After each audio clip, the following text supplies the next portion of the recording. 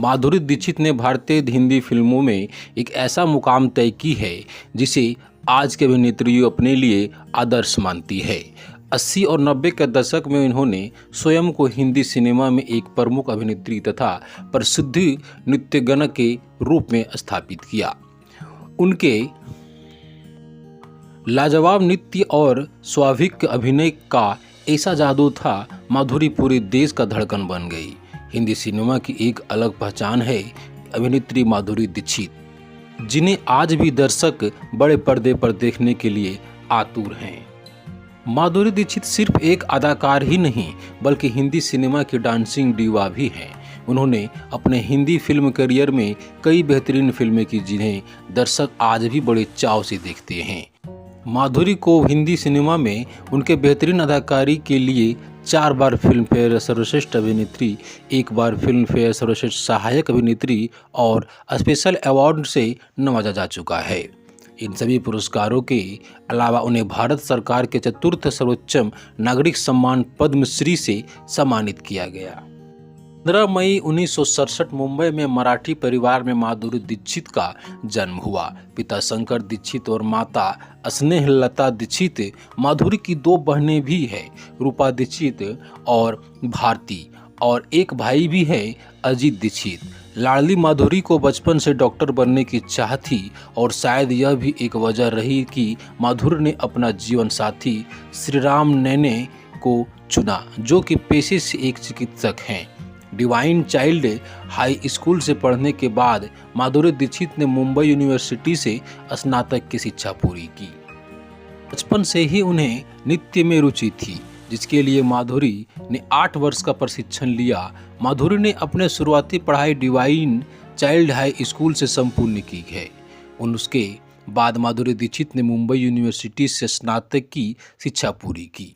दोस्तों, माधुरी को बचपन से डॉक्टर बनने की चाह थी, लेकिन वह अभिनेत्री बन गई। शायद यही कारण है कि माधुरी ने अपने शादी के लिए श्रीराम नैने को चुना, जो कि पेशे से एक चिकित्सक है, जिनसे उनके 2 बच्चे भी हैं, रियान और एनिन लेने। शादी के बाद माधुरी डेनवर कोलोराडो में करीब 10 साल तक रही। माधुरी 2011 में अपने परिवार के साथ मुंबई आ गई। माधुरी दीक्षित ने अपने फिल्मी करियर की शुरुआत साल 1984 में राजश्री प्रोडक्शन की फिल्म अबोध से की थी, लेकिन यह फिल्म कुछ खास नहीं चली। माधुरी को अपने शुरुआती करियर में कई असफलताओं का मुंह देखना पड़ा। इसके बाद सन 1985 में आई फिल्म आवारा बाप भी बॉक्स ऑफिस पर कोई कमाल नहीं दिखा सकी। 1986 में माधुरी अभिनीत 2 फिल्में आई, जिनके नाम है स्वाति और मानव हत्या। ये दोनों ही फिल्में फ्लॉप थी। सन 1987 में माधुरी की 3 फिल्में रिलीज हुई। वे थी मोहरे हिफाजत और उत्तर दक्षिण, पर ये भी असफल फिल्मों की श्रेणी में चली गई।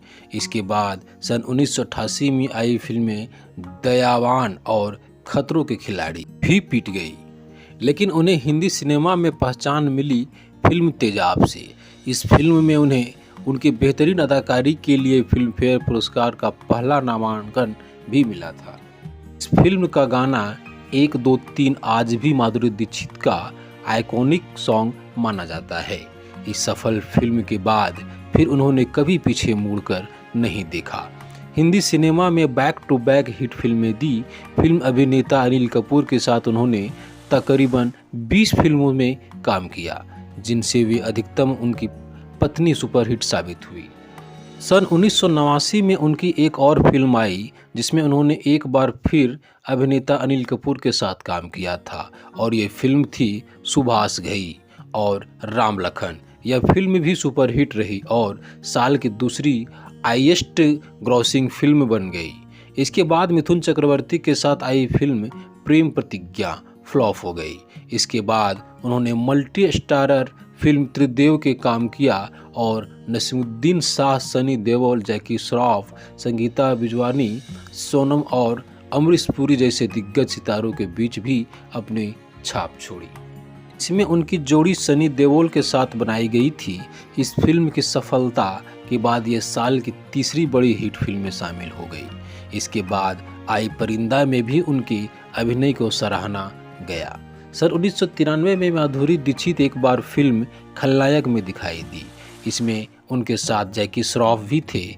इस फिल्म में माधुरी की अभिनय प्रतिभा ने सबका ध्यान आकर्षित किया दोस्तों, जिसमें उन्होंने ये शेड वाले संजय दत्त को अभिनय में टक्कर दी।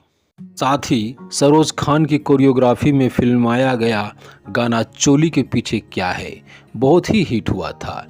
इस फिल्म के बाद आई अंजाम में हमें माधुरी का अलग ही रूप देखने को मिला। इसमें वे अपने पति की मौत का बदला लेते हुए दिखाई दी। उनके नृत्य और जलवा इस फिल्म में भी बरकरार था और 18 बरस की कुंवारी कली बहुत हिट हुआ था। इस फिल्म में अपने अभिनय के लिए उनका नाम film fair best actress award के लिए नामांकित किया गया था। 2002 में बनी उनकी देवदास फिल्म केवल भारत में ही पॉपुलर नहीं रही, बल्कि उसकी पॉपुलैरिटी की गूंज 7 समुंदर पर में भी सुनने को मिला। इस फिल्म ने कमाई का नया रिकॉर्ड बनाते हुए वर्ल्ड वाइड 53 करोड़ रुपए की कमाई की। करियर की नियमितता के अनुसार यह फिल्म माधुरी की अंतिम फिल्म रही, क्योंकि वे जब तक शादी कर चुकी और अपनी गृह गृहस्थी बसाने के लिए डेनवर चली गई। फिल्म थानेदार के शूटिंग के दौरान माधुरी और संजय एक दूसरे के प्यार में गिरफ्तार हो गए। उस वक्त के कई निर्माता बताते थे कि जब संजय आउटडोर शूटिंग पर रहते थे तब संजय घंटों तक माधुरी से फोन पर बात करते थे, जिसका बिल प्रोडक्शन को भरना पड़ता था।